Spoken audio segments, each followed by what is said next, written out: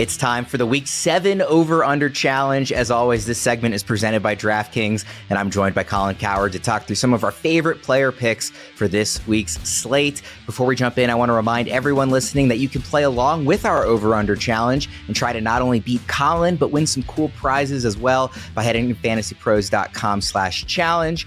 All right, Colin, let's start with the quarterbacks. We'll start with Josh Allen. He's QB5 on DraftKings on the season. In terms of scoring, it's been kind of up and down, though. He's finished as QB1 twice. He's also had some games where he wasn't even worth starting at all in fantasy. Going up against the Titans, do you think this is going to be another one of those either, all or nothing games, or maybe somewhere in the middle? Well, they really should have lost to the Jets if the Jets could kick field goals. Taylor Rapp made a couple of great plays.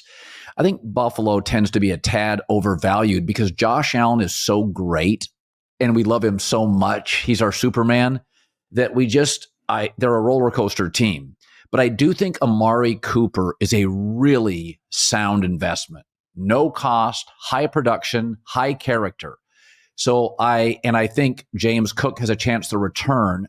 I love their tight end play. This point forward, I like Buffalo and I like Josh Allen. There is no more excuses. Amari Cooper and their slot receiver and their tight ends and James Cook. This is going to be a highly productive offense. Cooper solves one of their issues, is a productive veteran wide receiver. I like Josh this week. I totally agree with you on Cooper. Do you think we're going to see that benefit pan out in week 1, or do you think there might be a transition period here as he just gets accustomed to the offense? Well, I think there's so much change in New York. Devontae Adams may take time to be productive, but Amari Cooper is coming into an offense with Josh Allen and Joe Brady that, their only issue is, it's these big moments. It's third down. It's red zone. It's a productive offense. So, and again, I think he's AFC player coming into a sound AFC organization. I don't think Amari Cooper is going to take very long. He's one of the better route runners, one of the smarter receivers in the league. I think it works pretty quickly. Another quarterback I want to hit on, Brock Purdy, going up against the Chiefs, Super Bowl rematch, obviously. Purdy's QB8 on DraftKings this season, 17.6 fantasy points per game. He's been QB7 since week 3, over 20 fantasy points per game on DraftKings. The Kansas City defense has been good overall, really just an impressive job, under Steve Spagnuolo. But what do you expect out of Purdy going up, again, in this Super Bowl rematch that we've seen a few times now? Well, Shanahan's 0-4. My gut feeling is nobody likes to bet against Andy Reid on a bye, but I do think the Chiefs are a little vulnerable on the road. I was talking to Greg Cosell this week, and he pointed out that Mahomes, you can tell, he's letting go of the ball early and moving early. He doesn't trust his offensive line.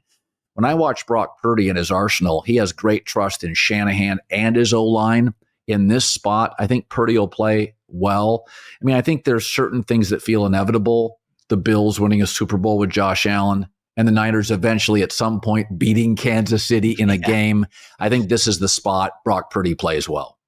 Let's look at our running back here, Saquon Barkley, going up against the Giants, revenge game narrative. He's been one of the best fantasy running backs on DraftKings all season, over 18 points per game. That's good for RB3 on the season, and facing the second worst rush defense in the NFL by yards per carry in the Giants' rush defense. What do you expect out of Saquon in this one?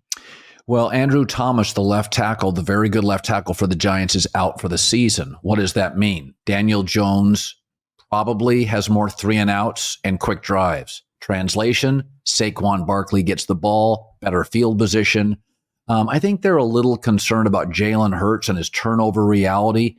Again, week to week, it feels like Nick Sirianni is coaching for his job in a very progressive, smart, and aggressive organization. I think Saquon eats. I think they play well. Malik Neighbors is one thing, but when they lose Andrew Thomas, this is not a highly functional offense. I think Philadelphia gets lots of possessions, and whether they get into the end zone or not, Saquon is productive. Do you think that the Eagles as an organization, and I guess really Nick Sirianni as kind of a guy who coaches by emotion a lot of the time, is going to go into this game saying we want to see Saquon have a huge day against the Giants specifically because of that revenge game narrative? Yeah, I think that's how Nick Sirianni rolls. I think he is. And also, when you're losing a potential job, you want to gain favor in the locker room. right? As management maybe behind the scenes asks players about the vibe in the locker room. So the position, it's a good question. The position this week, if you were going to lose your job, you'd look for life preservers. Sirianni's life preserver is, I'm a Saquon guy. I'm a team guy. I'm going to get my player the ball. That's what the Eagle players want. They want Saquon to go off. Yeah. So I think that's one of the better bets of the week. Let's look at some pass catchers here. Justin Jefferson going up against the Lions. Awesome matchup here in the NFC North. Clearly the best division in football so far this season. Really excited for this one. Jefferson's been wide receiver 5 on DraftKings this season.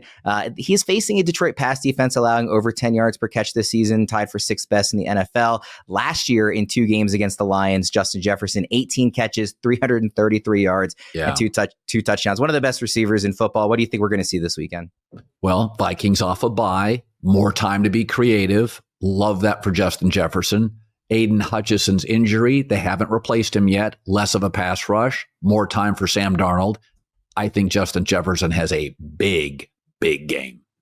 We're loving the players so far. I think that's pretty much all overs so far. We've got a couple more. We'll see if we're expecting more offense here. Cooper Kupp, not 100% determined to be making his return. It seems to be trending in that direction. We've got an Are They Playing tool on FantasyPros.com that gives him something like an 80 to 90% chance as of right now based on the early practice reports. We'll see if that pans out. But assuming he's back on the field, he obviously was pretty productive in the games that he didn't miss. Across the season, he's wide receiver 77, but he's wide receiver 20 through week 2. Then, of course, missed the last 3 games. Going up against this Raiders defense, if he's on the field, do you think we'll see a big Cooper Kupp day? I think it's a low-scoring game, reasonably. I think off a bye, however, Sean McVay is going to try to get Cooper Kupp looks. But because he's not certain to play, and this is a must-win for the Rams, I don't think Sean's building the game plan around him. So I don't think Sean in a must-win position would do that. But my takeaway, he'll eat. They're going to have extra time to be creative, but there'll be limitations. I think the Raiders play really hard. I think they're anemic offensively, but I think Max Crosby, they get a pass rush. I like the spirit the Raiders play. I just think they need a quarterback.